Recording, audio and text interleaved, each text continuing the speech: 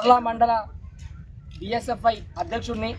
ఈరోజు చర్ల మండల ప్రభుత్వ జూనియర్ కళాశాలలో ప్రిన్సిపాల్ గారు వొకేషనల్ గ్రూపులపై చిన్నచూపు చూస్తూ వొకేషనల్ గ్రూపుల్లో చదువుకునే విద్యార్థులు, పనికిమాలిన విద్యార్థులు, వొకేషనల్ గ్రూపుల్లో చదువుకునే విద్యార్థులంతా పనికిమాలిన వాళ్ళు, చదువు రాని వాళ్ళు, బిలో యావరేజ్ స్టూడెంట్లు మాత్రమే ఈ వొకేషనల్ గ్రూపుల్లో చదువుకుంటారని చెప్తున్నారు. ఈ వొకేషనల్ గ్రూపులు అన్నీ కూడా పనికిమాలిన గ్రూపులు.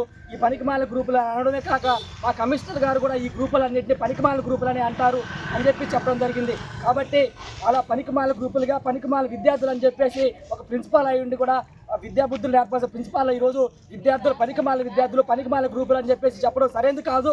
కాబట్టి వీటికై వెంటనే వారిపై కఠిన చర్యలు తీసుకొని ఇలా మాట్లాడుతున్న ప్రిన్సిపాల్ కానీ ఆచార్యులు కానీ ఎవరైతే ఉన్నారో విద్యార్థులు చదువు చెప్పడానికి సరైనది కాదు. కాబట్టి వారిపై కఠిన చర్యలు తీసుకొని ఆయన సస్పెండ్ చేయాలని చెప్పేసి కోరుతా ఉన్నాం. కమిషనర్ గారు చెప్పారని చెప్తున్నారు కాబట్టి కమిషనర్ గారు కూడా దీనిపై స్పందించాలి. మా కమిషనర్ చెప్పారు కాబట్టి మేము అంటున్నాం అని చెప్పే పద్ధతిలో ఆయన మాట్లాడారు. కాబట్టి కమిషనర్ గారు దీని గురించి స్పందించాలి.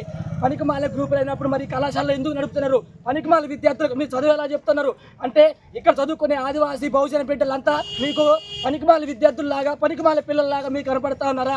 మా బతుకులు బాగుపడే దానికోసం ఈరోజు మేము వొకేషనల్ గ్రూపులు చదువుకొని ఈరోజు ఉద్యోగాలు పొందుకున్న వాళ్ళు ఇక్కడ ఎంతోమంది ఉన్నారు. ఈ కళాశాల చర్ల జూనియర్ కళాశాలలో 100% గడిచిన సంవత్సరాలలో 100% ఉత్తీర్ణత సాధిస్తున్న విద్యార్థులు వొకేషనల్ గ్రూపుల్లో ఉన్నారు. అలాంటి గ్రూపుల్లో ఉన్న విద్యార్థులని పనికిమాలిన విద్యార్థులు అని చెప్పేసి ఈ గ్రూపుల్లో ఎవరు చేరొద్దు, ఇందులో చదువు రాని వాళ్ళు మాత్రమే చేరతారని చెప్పేసి అనడం సరైనది కాదు. కాబట్టి ఆయన వెంటనే సస్పెండ్ చేయాలని చెప్పేసి బిఎస్ఎఫ్ఐ చర్ల మండల కమిటీ కోరుతా ఉంది. ఇదే విధంగా ఇక్కడ నుంచి జిల్లా కమిటీకి పిలుపునిస్తా ఉన్నాం.